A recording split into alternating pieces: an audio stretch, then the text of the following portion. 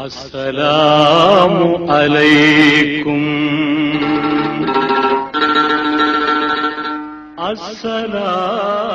அஸ்ஸலாமு அலைக்கும். எல்லா புகழும் அளவற்ற அருளாளன் நிகரற்ற அன்புடையவனுமாகிய அல்லாஹ்வுக்கே உண்டாகட்டும். அல்லாஹ்வின் ஸலாத்தும் ஸலாமும் நம் உயிரினும் உயிரான நம் உயிரினும் மேலான கண்மணி நாயகம் ரசூலுல்லாஹி ஸல்லல்லாஹு அலைஹி வஸல்லம் அவர்கள் மீதும் அவர்களை அடிபெறலாமல் அப்படியே பின்பற்றிய பரிசுத்த குடும்பத்தார்கள், சத்திய சஹாபாக்கள், தாபீன்கள், தபவு தாபீன்கள் மற்றும் இந்த ஜும்மா நன்னாளில் ஒன்று கூடியிருக்கும் நம் அனைவரின் மீதும் அல்லாஹ்வின் அன்பும் அருளும் என்றென்றும் நிறைவாக உண்டாவதாக. ஆமீன். கண்ணியத்திற்கும் பெருமதிப்பிற்கும் உரிய அல்லாஹ்வின் நல்லடியார்களே, அல்லாஹ்வின் மாபெரும் கிருபையால் ரமலான் மாதத்தின் 2வது ஜும்மா இது. அல்லாஹ் சுப்ஹானஹு வ தஆலா ரமலானில் நமக்கு தர இருக்கின்ற முதல் 10 ரஹ்மத்தை குறைவில்லாமல் நிறைவாக தருவானாக. அல்லாஹ் ஜல்லஷானஹு வ தஆலா திருக்குர்ஆன் முழுக்க மனிதர்களின் ஒழுக்கங்களை குறித்தும் அவர்கள் உயர்வை குறித்தும் பேசுகின்றான். மனிதர்கள் அல்லாஹ்வோடு எப்படி தொடர்பு கொள்ள வேண்டும், மனிதர்கள் மக்களோடு எப்படி இணக்கத்தில் இருக்க வேண்டும் என்று பல்வேறு இடங்களில் சட்டமாகவும் உபதேசமாகவும் எச்சரிக்கையாகவும் அல்லாஹ் சுப்ஹானஹு வ தஆலா பல இடங்களில் சொல்வதுண்டு. அந்த அடிப்படையிலே மனிதர்களுடைய அந்தஸ்தை உயர்த்த வேண்டும், அவர்களுடைய நிலைகளை உயர்த்த வேண்டும், கூடவே அல்லாஹ்வுடைய அன்பையும் பெற வேண்டும், அல்லாஹ்வின் நெருக்கத்தையும் பெற வேண்டுமானால் ஜகாத் கொடுக்கும்படி மார்க்கத்திலே நமக்கு வலியுறுத்தி சொல்லப்பட்டிருக்கிறது. ஒருவர் தொழுகிறார் என்றால் அதன் மூலமாக அல்லாஹ்வின் அன்பை பெறலாம். ஒருவர் ஜகாத் கொடுக்கிறார் என்றால் அதன் மூலமாக அல்லாஹ்வின் அன்பையும் பெற முடியும், மனிதர்களுடைய உள்ளங்களையும் நாம் கவர முடியும். அதனால்தான் அல்லாஹ் சுப்ஹானஹு வ தஆலா குர்ஆனிலே தொழுகையையும் ஜகாத்தையும் இணைத்து கூறுகின்றான். படைப்புகளின் அன்பை பெற வேண்டுமானால் ஜகாத் கொடுங்கள், படைத்தவனின் அன்பை பெற வேண்டுமானால் நீங்கள் தொழுது ஜகாத் கொடுங்கள் என்பதாக ஒன்றாக இணைத்தவர் அல்லாஹ் தஆலா பல இடங்களில் கட்டளை இடுவதுண்டு. அதனால்தான் இப்னு அப்பாஸ் ரலியல்லாஹு தஆலா அவர்கள் சொல்வார்கள், குர்ஆனில் அல்லாஹ் தஆலா 3 வசனங்களை இறக்கி அருளினார், அந்த 3இல் ஒன்றுடன் இன்னொன்றை அல்லாஹ் தஆலா இணைத்தே கூறியிருக்கிறான். அதில் ஒன்றை விட்டுவிட்டாலும் இன்னும் ஒன்று நிறைவேறாது, அல்லது ஒன்றை அவர் செய்திருக்கிறார் இன்னொன்றையும் செய்ய முடியவில்லையானால் இரண்டுமே இல்லாமல் போய்விடும் என்பதாக சொல்வார்கள் இப்னு அப்பாஸ் ரலியல்லாஹு தஆலா அவர்கள். ஸலாசு ஆயாத்தின் நஸலத் மக்ரூனத்தன் பிஸலாசின் லா துக்பல் மின்ஹா வாஹிதத்துன் பிகைரி கரீனத்திஹா. ஒன்றோடு ஒன்று ஒட்டி இருக்கும், அதில் ஒன்றை விட்டுவிட்டால் முழுமையாக கூடாது என்பதாக சொல்கிறார்கள். அதில் முதலாவது அத்தீஉல்லாஹ வ அத்தீஉர் ரசூல், அல்லாஹ்விற்கு கட்டுப்படுங்கள், அல்லாஹ்வின் தூதருக்கு கட்டுப்படுங்கள். நான் அல்லாஹ்வின் பேச்சை கேட்பேன், பெருமானாரின் பேச்சை கேட்க மாட்டேன், அவர்களுடைய ஹதீஸ்களை நான் எடுத்துக்கொள்ள மாட்டேன், பெருமானாரின் சுன்னத்தை நான் செய்ய மாட்டேன் என்று ஒருவர் சொன்னால் அவர் அல்லாஹ்வையும் கட்டுப்படாதவரை போன்றவர். இது முதலாவது வசனம். இரண்டாவதாக ஜகாத்தை குறித்து சொல்லும் பொழுது அகீமுஸ் ஸலாத்த வ ஆத்துஸ் ஸகாத், தொழுகையை நீங்கள் நிறைவேற்றுங்கள், ஜகாத்தையும் கொடுங்கள். என்ன தொழுகையை நிறைவேற்ற முடியும், ஆனால் ஜகாத் நான் சம்பாதித்தது, என்னுடைய காசிலிருந்து நான் ஜகாத்தை கொடுக்க மாட்டேன் என்று ஒரு மறுத்தார் என்றால் அவர் தொழுகின்ற எந்த தொழுகையும் ஏற்றுக்கொள்ளப்படாது. அல்லாஹ் தஆலா இணைத்தே கூறியிருக்கிறான், வசதி உள்ளவர் இரண்டையும் செய்தாக வேண்டும் என்பதாக சொல்கிறார்கள் இப்னு அப்பாஸ் ரலியல்லாஹு தஆலா அவர்கள். இது 2வது வசனம்.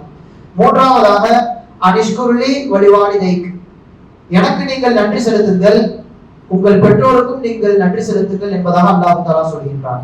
எனவே அல்லாஹ்விற்கு மட்டும் நன்றி உணர்வோடு நாம் இருக்கக்கூடாது, பெற்றோர்களுக்கும் நாம் நன்றி உணர்வோடு இருக்க வேண்டும். அதனால தான் ஹதீஸிலே சஹ்துல்லாஹி ஃபி சஹ்தில் வாலிதைன் என்பதாக வரும். அல்லாஹ்வின் பொருத்தம் பெற்றோர்களின் பொருத்தத்தில் இருக்கிறது, அல்லாஹ்வின் கோபம் பெற்றோர்களின் கோபத்தில் இருக்கிறது.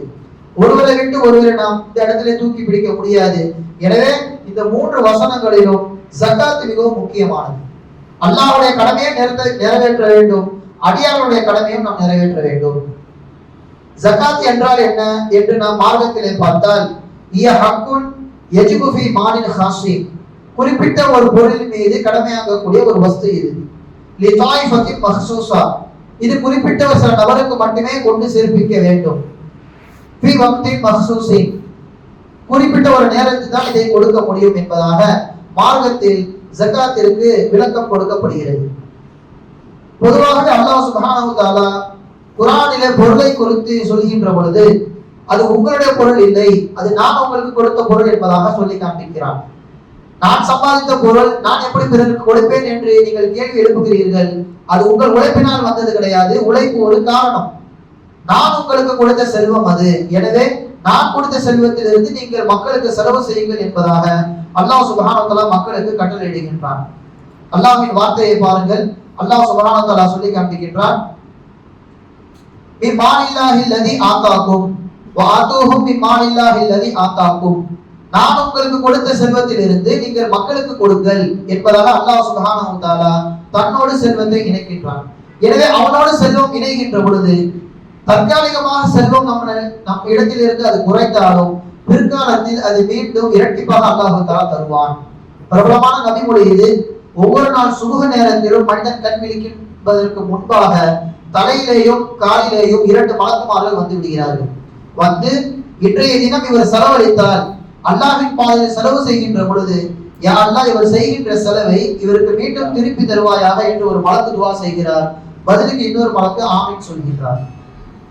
மேலும் இன்றைய தினம் இவர் அல்லாஹ்வின் பாதையில் செலவு செய்யவில்லையானால் அல்லது செலவு செய்ய சக்தி இருந்தும் கொடுக்காமல் கஞ்சத்தனம் செய்கிறார் என்றால் அவருடைய பொருளை இருப்பதையும் நீ அழித்து விடு என்பதாக ஒரு மலக்கு துஆ செய்ய இன்னொரு மலக்கு ஆமீன் சொல்கின்றார். எனவே நாம் நம் புறத்திலிருந்து காசு பணங்களை மக்களுக்கு வெளியாக்கி கொண்டே இருக்க வேண்டும். சதக்காவாக ஜகாத்தாக நாம் கொடுக்க கொடுக்க தற்போது அது குறைந்தாலும் மா நகசத் சதகத்தும் மின்மால், சதக்கா செய்வதின் காரணமாக ஒருபோதும் பொருள் குறையாது என்பதாக சொல்கிறார்கள் ரசூலுல்லாஹி ஸல்லல்லாஹு அலைஹி வஸல்லம் அவர்கள். அதை திருப்பி கொடுக்கும் பொறுப்பை அல்லாஹ் சுப்ஹானஹு வ தஆலா எடுத்துக் கொள்கின்றார். வசதி படைத்தவர்களை குறித்து அல்லாஹ் தஆலா குர்ஆனில் சொல்கின்ற மிக முக்கியமான 4 கட்டளைகள். காரூனுக்கு ஹஜ்ரத் மூஸா அலைஹிஸ்ஸலாம் அவர்கள் சொன்ன உபதேசம் இது. அல்லாஹ் தஆலா குர்ஆனில் பதிவு செய்திருக்கின்றான். வப்தகி ஃபீமா ஆதாக அல்லாஹு தாரல் ஆகிரா. நீங்கள் உலகத்தில் வாழ்கின்ற பொழுது உலகத்திலே இருந்து கொண்டே நீங்கள் மறுமைக்கான தேடலை தேடிக்கொள்ள வேண்டும். அல்லாஹ் உங்களுக்கு செல்வத்தை கொடுத்திருக்கின்றான். அந்த செல்வத்தின் மூலமாக நீங்கள் மறுமையை எப்படி தேடிக்கொள்ளலாம் என்பதை நீங்கள் முனையுங்கள். இது முதலாவது கட்டளை. வலா தன்ஸ நஸீபக மினத் துன்யா. உங்களுக்கும் உலகத்திலே சில பங்குகள் இருக்கிறது. முழுவதுமாக கொடுத்து விட்டு ஒன்றுமில்லாமல் நீங்கள் இருந்து விடாதீர்கள். உங்களையும் நீங்கள் பார்த்துக் கொள்ள வேண்டும், பிறரையும் நீங்கள் பார்த்துக் கொள்ள வேண்டும். இப்னு அப்பாஸ் ரலியல்லாஹு தஆலா அவர்கள் சொல்வார்கள் இந்த வசனத்திற்கு, லா துலையு உம்ரக ஃபி அல்லா தஅமல் அமலன் ஸாலிஹன் ஃபி துன்யாக. எந்த ஒரு நன்மையான காரியத்திலுமே உன்னை ஈடுபடுத்திக் கொள்ளாமல் உலக வாழ்க்கையை நீ வீணடித்து விடாதே. உனக்காக வேண்டியும் நீ செலவழித்துக் கொள், மக்களுக்காக வேண்டியும் நீ செலவழித்துக் கொள். இதுதான் வலா தன்ஸ நஸீபக மினத் துன்யா என்கிற வசனத்திற்கு பொருள் என்பதாக சொல்வார்கள் ரயீசுல் முஃபஸ்ஸிரீன் இப்னு அப்பாஸ் ரலியல்லாஹு தஆலா அவர்கள். இது இரண்டாவது கட்டளை. மூன்றாவதாக சொல்கின்றார், வா அஹ்சின் கமா அஹ்ஸனல்லாஹு இலைக. அல்லாஹ் உன்னை நன்றாக பார்த்ததை போன்று, அல்லாஹ் உன்னை நன்றாக வைத்திருப்பதை போன்று நீயும் அல்லாஹ்விற்கு நன்றதாக நீ என்ன பண்ண உபதேசம் செய், அல்லாஹ்விற்கு நல்ல உபகாரம் செய் என்பதாக சொல்கின்றான். அல்லாஹ் எனக்கு செய்கிறான், சரி நான் எப்படி அல்லாஹ்விற்கு செய்வது? அல்லாஹ் என் மீது கோபப்படவில்லை, அவன் கோபப்படும் விதமாக நான் நடந்து கொள்ள கூடாது. இது அல்லாஹ்விற்கு நான் செய்கின்ற உபகாரம். அப்ப அல்லாஹ்வின் கோபத்தை எங்கே தணிக்க முடியும்? சதக்கா செய்வதன் மூலமாக. நீங்கள் சதக்கா செய்யுங்கள், துத்ஃபிஉ கதபர் ரப்பி, அதை அல்லாஹ்வின் கோபத்தை தணிக்கும் என்பதாக வருகின்றது ஹதீஸ் ஷரீஃபில்.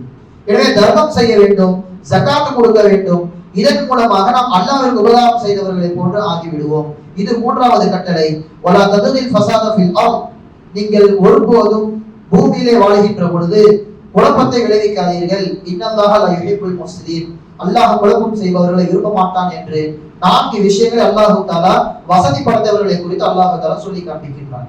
எனவே வசதி உள்ளவர்கள் ஜகாத்தை, தர்மங்களை தாராளமாக மக்களுக்கு எடுத்து சொல்லிக் கொண்டே இருக்க வேண்டும், கொடுத்து கொண்டே இருக்க வேண்டும். அல்லாஹ் சுப்ஹானஹு வ தஆலா மனிதனை உயர்ந்த படைப்பு என்பதாக பாராட்டுகின்றான். அதே மனிதனை ஒரு இடத்திலே சும்ம ரததுனாஹு அஸ்ஃபல சாஃபிலின், அவனை மட்டமாகவும் அல்லாஹ் தஆலா இகழ்ந்து பேசுகின்றான். அவனுடைய ஒரு செயல் அவனை உயர்த்தி காண்பிக்கின்றது, அவனுடைய மறு செயல் அவனை தாழ்த்தி காண்பிக்கிறது. இஸ்லாமிய மார்க்கம் சொல்கின்ற எந்த ஒரு விஷயத்தை நீங்கள் எடுத்து பார்த்தாலும் சரி, அந்த இடத்திலே மனிதன் கண்ணியத்தை போதிக்கும். நான் மட்டும் வசதியாக வாழ்ந்தால் பத்தாது, என்னோடு சேர்ந்த மக்களை வசதியாக மாற்ற வேண்டும் என்று சொல்வதுதான் இந்த ஜகாத்துடைய முக்கியமான அம்சமே. அல்லாஹு தாலா அப்படி நினைக்காதவர்கள் தான் குர்ஆனில் பல இடங்களில் இகழ்ந்து பேசுகின்றான். என்ன தெரியுமா சொல்கின்றான்? நீங்கள் கைலா எக்கூன தூரத்தம் பைனல் அகனியாய் மின்கும், உங்களுடைய காசு பணங்களை உங்களுக்கு மத்தியிலே மட்டும் நீங்கள் சுழல விட்டுக் கொள்ளாதீர்கள். அது உங்களுக்கானது மட்டும் கிடையாது, அதை ஏழைகளுக்கும் நீங்கள் பிரித்து தர வேண்டும். நான் மட்டும் வாழ்ந்தால் போதும், என்னுடைய சந்ததிகள் வாழ்ந்தால் போதும் என்று முழுமையாக நீங்கள் சேமித்துக் கொள்ளாமல் அதை பிறருக்கு பங்கிட்டு கொடுக்க வேண்டும் என்று திருக்குர்ஆன் மிக தெளிவாக நமக்கு உபதேசம் செய்கின்றது. இன்னும் ஒரு இடத்திலே அன்டும் தமலிகூன ஹஸாயின ரஹ்மத்தி ரப்பி, அல்லாஹ்வின் மாபெரும் அருட்கொடைகளை ரஹ்மத்துகளை காசாக நீங்கள் வைத்திருக்கின்றீர்கள். இதன் இருந்தாலும் அம்சத்தும் ஹஷியத்தல் இன்ஃபாக்கி வகானல் இன்சான் கதூரா, எங்கே கொடுத்து விட்டால் நமக்கு இல்லாமல் போய்விடுமோ என்று நீங்கள் கஞ்சத்தனம் செய்கின்றீர்கள். நிச்சயமாக மனிதன் கஞ்சத்தனம் உடையவனாக இருக்கிறான் என்பதாக சொல்லி காண்பிக்கிறது. எனவே ஒருபோதும் காசு விஷயத்திலே நாம் நிகழ்காலத்தை காணக்கூடாது, அது எதிர்காலத்துக்கான ஒரு இன்வெஸ்ட்மெண்ட். என்னுடைய எதிர்காலம் நன்றாக இருக்க வேண்டுமானால், இப்போது என்னிடம் இருக்கின்ற அந்த காசு பாதுகாப்பா இருக்க வேண்டுமானால் என் தொகையில் இருந்து ஒரு தொகை எடுத்து கொடுத்தாக வேண்டும் என்பது ரசூலுல்லாஹி ஸல்லல்லாஹு அலைஹி வஸல்லம் அவர்களின் ஹதீஸில் வரக்கூடிய விஷயம். ஹதீஸ்ல தெளிவாக வருகிறது, மா ஹாலத்தி ஸகாத்து, ஸகாத் ஒரு பொருளிலே கடமையாகி விட்டது என்றால், ஸகாத் கடமையாக ஒருவர் கொடுக்கவில்லையானால் இப்படிப்பட்டவருடைய மீது உள்ள பொருளும் ஆபத்திற்குரியது என்பதாக ஸல்லல்லாஹு அலைஹி வஸல்லம் அவர்கள் சொல்கின்றார்கள். இல்லா அகலகத்துஹு, இருக்கின்ற பணத்தையும் அதை அழித்து விடும். என்னிடம் ஒரு 1 லட்சம் இருக்கின்றது என்றால் அதுல ஜகாத்தை கணக்கிட்டு ஒரு 2000 3000 நான் ஏழைக்கு கொடுக்கும் பொழுது மீத உள்ள பணங்கள் எனக்கு பாதுகாக்கப்படுகிறது. நான் எதையுமே கொடுக்காமல் இருந்தால் 1 லட்சமும் எனக்கு ஆபத்தாக மாறிவிடும். எப்படியாவது ஒரு விதத்தில் அல்லாஹ் தஆலா நம்மிடம் இருந்து அதை பிடிக்க விடுவான். இது ஜகாத்து கடமையானவர்கள் கவனிக்க வேண்டிய மிக முக்கியமான ஒரு விஷயம். சரி, யார் யாருக்கெல்லாம் ஜகாத்து கொடுக்கலாம், யார் யாரெல்லாம் ஜகாத்து கொடுக்க கூடாது, இதனுடைய அளவுகள் என்ன என்பதை குறித்து நாம் சிந்தித்து உணர்வது அவசியம். பொதுவாகவே ஜகாத் ஒரு 7 விஷயங்களின் மீது கடமையாகிறது. தங்கம் வெள்ளி வைத்திருப்பவர்கள் மீது ஜகாத் கடமையாகிறது. ரொக்கமாக பணம் வைத்திருக்கிறார், அது நிசாபுடைய அளவை அடைந்திருக்கிறது என்றால் இதன் மீது ஜகாத் கடமை. 3வது நிலங்கள் யாரேனும் வைத்திருந்தால் அந்த நிலங்களின் மீது ஜகாத் கடமையாகும். 4வது கால்நடைகள். 5வது புதையல். அன்றைய கால ஆர்வலர் இடத்துல புதையல் கைகளிலே மாட்டும், இப்போது மாட்டினா அது கவர்மெண்ட்டுக்கு சொந்தமாக மாறிடும். அந்த கால சட்டங்கள் அடிப்படையில ஏற்றப்பட்டுள்ளது. புதையல் ஒருவருக்கு கிடைத்தால் அதன் மூலமாக ஜகாத் கடமையாகும். 6வது விவசாய நிலங்கள் வைத்திருக்கிறார், அந்த விளைச்சலில் ஜகாத் கடமை. 7வது வியாபார பொருட்கள் வைத்திருக்கிறார், அந்த பொருட்களின் மீது ஜகாத் கடமையாகும் என்று ஒரு 7 வகைகளில் ஜகாத்துடைய விஷயங்களை பிரிக்கிறார்கள். இந்த 7 பொருட்களை நீங்கள் பார்த்தால் தெரியும், அல்லாஹ் சுப்ஹானஹு வ தஆலா எந்த அளவிற்கு மனிதன் உழைப்புக்கு ஏற்றவாறு ஜகாத்தை நிர்ணயிக்கிறான் என்று உங்களுக்கு புரியும். உழைப்பு எங்கே அதிகமாக இருக்கிறதோ அங்கே அல்லாஹ் தஆலா ஜகாத்தை குறைவாக மதிப்பிடுவான். எங்கே உழைப்பே இல்லையோ அந்த இடத்துல அல்லாஹ் தஆலா ஜகாத்தை உயர்த்தி காமிப்பான். உதாரணத்திற்கு அதில் சொல்லப்பட்ட புதையல், யாரேனும் ஒருவருக்கு புதையல் கிடைத்து விட்டால் அந்த புதையலில் 5ல் 1 பங்கு ஏழைகளுக்கு கொடுக்க வேண்டும். அதாவது ஒரு 100 ரூபாய் இருந்தது என்றால் அதுல 20 ரூபாவை கொடுக்க வேண்டும். காரணம், அவர்களுடைய எந்த உழைப்பும் இல்லாமல் யதார்த்தமாக கிடைத்தது, அதுல அவருடைய உழைப்பு கிடையாது. எனவே இருக்கின்ற ஜகாத்து வகைகளில் இந்த புதையலுக்கு கொடுக்கப்பட்ட ஜகாத்து தான் மிகப்பெரிய ஒரு அளவு. உழைப்பில்லாமல் வந்தது, எனவே ஜகாத்தையும் உடனே கொடுத்து விட வேண்டும். இதற்கு 1 வருட கணக்கெல்லாம் கிடையாது. புதையல் கிடைத்தால் இந்த சட்டம். அப்படி 2வது பாருங்கள், ஒருவர் விவசாய நிலம் வைத்திருக்கிறார், அதிலே வானம் பார்த்த பூமி என்பதாக சொல்லப்படும். வானத்தில் இருந்து மழை பொழிந்து அதன் மூலமாக விளைந்தது, அல்லது ஆறின் மூலமாக ஊற்றின் மூலமாக விளைந்தது. இவருடைய முயற்சி இங்கே கொஞ்சம் குறைவாக இருக்கிறது, முழுக்க முழுக்க இயற்கையை பார்த்துக் கொள்கிறது. இந்த சமயத்திலே இந்த விவசாய நிலங்களுக்கு மாதம் சொல்கின்ற அளவு என்ன, இவர் 10ல் 1 கொடுக்க வேண்டும். அதாவது ஒரு அந்த விளைச்சல் மூலமாக ஒரு 100 கிலோ அவருக்கு மூட்டை கிடைக்கின்றது என்றால் அதுல 10 கிலோ இவர் அரிசியாக கொடுத்து விட வேண்டும். 3வதாக இவருடைய உழைப்பின் மூலமாக இவர் கஷ்டப்பட்டு காசு கொடுத்து ஒரு மோட்டரை ரெடி பண்ணி அதுக்கப்புறம் இவர் வந்து விளைச்சலை ஏற்படுத்துகிறார் என்றால் இவர் 20ல் 1 கொடுத்தால் போதும். அதாவது 100 கிலோ இவருக்கு அந்த விளைச்சல் வருகின்றது என்றால் 5 கிலோவை இவர் ஏழைகளுக்கு கொடுத்தால் போதும். இதற்கும் 1 வருட கணக்கு என்பது கிடையாது. எப்போது இவர் அறுவடை செய்கின்றாரோ உடனே கொடுத்து விட வேண்டும். குர்ஆனில் வருகிறது, வஆது ஹக்கஹு யௌம ஹஸாதிஹி, விளைச்சலின் பொழுது அறுவடை செய்கின்ற பொழுது ஜக்காத்தை நீங்கள் கொடுத்து விடுங்கள். இதற்கு ஒரு வருடம் காத்து கொண்டிருக்க வேண்டிய அவசியம் கிடையாது என்பதாக சொல்லப்படுகிறது. நான்காவதாக தங்கம் வெள்ளி. மனிதனுடைய மிகப்பெரிய உழைப்பு அவன் கொட்டுவதே இந்த தங்கம் வெள்ளியில் தான், காசு பணங்களில் தான். எனவேதான் இருப்பதிலே ஆக குறைவான தங்க மதிப்பீடு இந்த காசு பணம். வெறும் 2.5% கொடுத்தாலே போதும். தங்கம் ஒரு இடத்தில் இருக்கிறது, வெள்ளி ஒரு இடத்தில் இருக்கிறது. அது நிசாவுடைய அளவை அடைந்து விட்டால் அவர் 40ல் 1 கொடுத்தால் போதும். அதாவது 100க்கு 2.5%. இதுதான் ஜக்காத்துடைய அளவு என்பதாக சொல்லி காண்பிக்கிறார்கள் மார்க்க அறிஞர்கள்.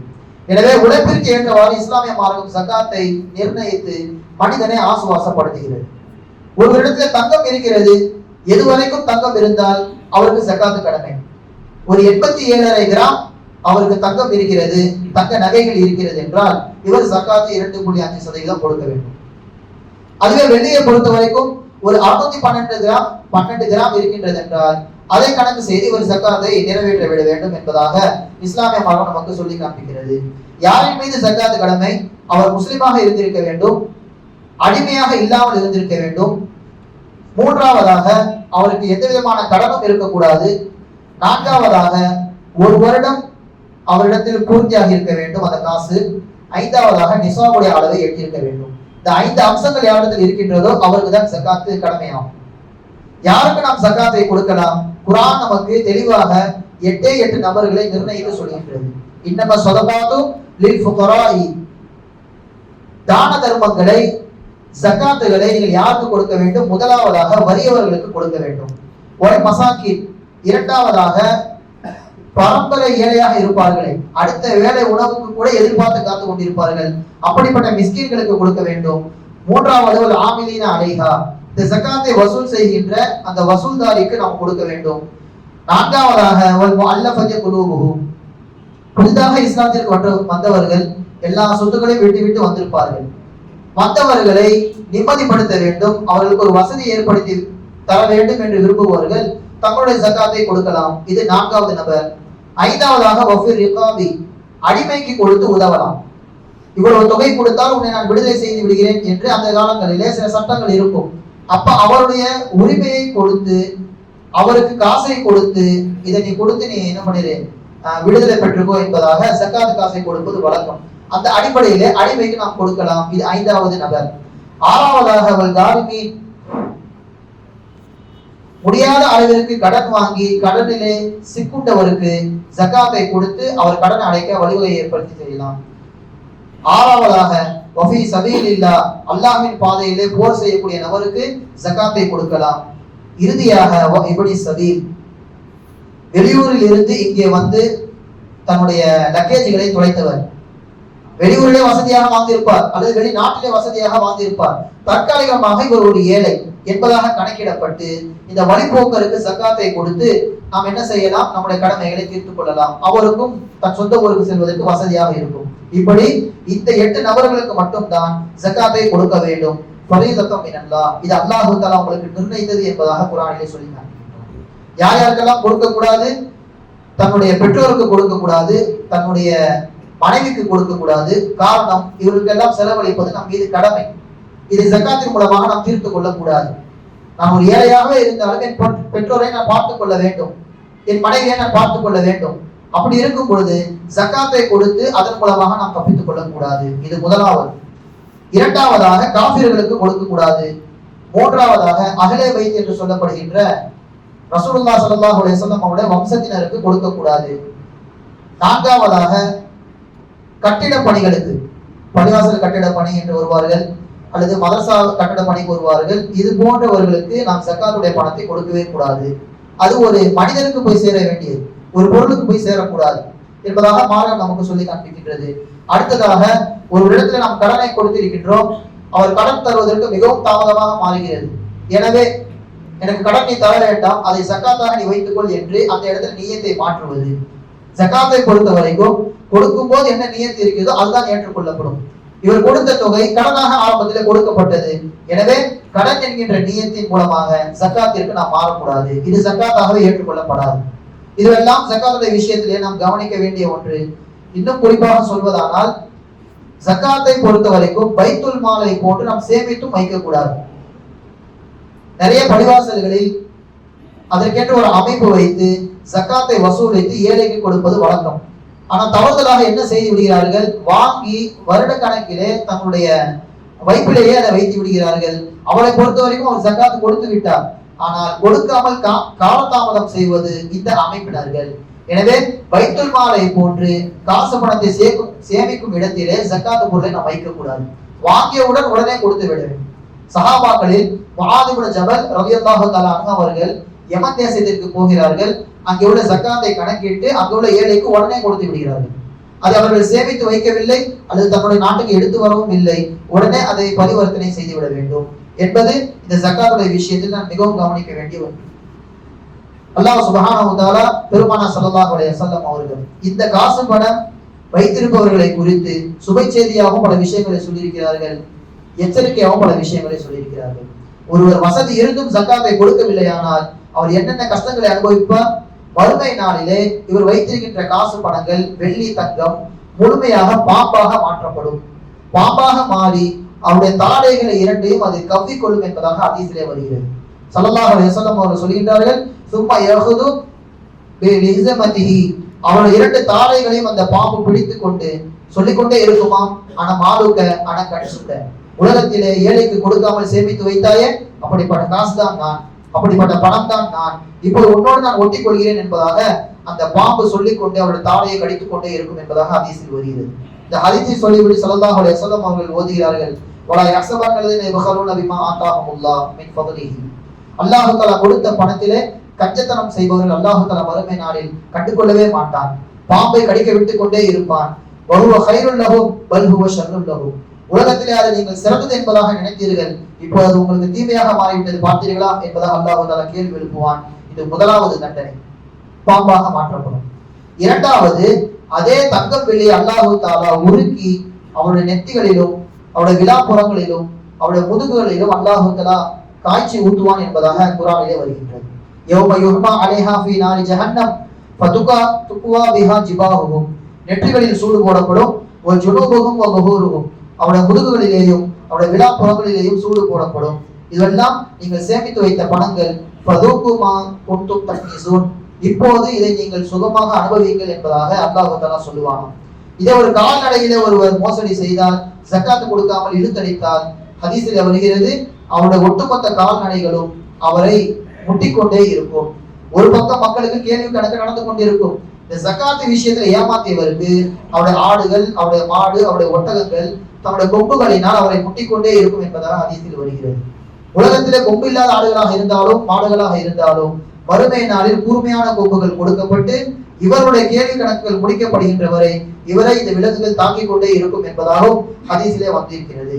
எனவே கண்ணியத்திற்குரியவர்களே, ஜக்காத்துடைய விஷயத்திலே மிகுந்த கவனம் தேவை. நாம் இருக்கின்ற இந்த ரமலான் மாதத்திலே ரமலான் முடிவதற்கு முன்பாக யார் யாருக்கெல்லாம் ஜக்காத்து கடமையாக இருக்கின்றதோ உடனே கணக்கிட்டு கொடுத்து விடுங்கள். அல்லாஹ் சுப்ஹானஹு வ தஆலா சொன்னதின்படி கேட்டதின்படி அமல் செய்வதற்கு தௌஃபீக் செய்வானாக. வ ஆகிரு தஅவானா அல்ஹம்துலில்லாஹி ரப்பில் ஆலமீன். அஸ்ஸலாமு அலைக்கும் வ ரஹ்மத்துல்லாஹி வ பரகாத்துஹு.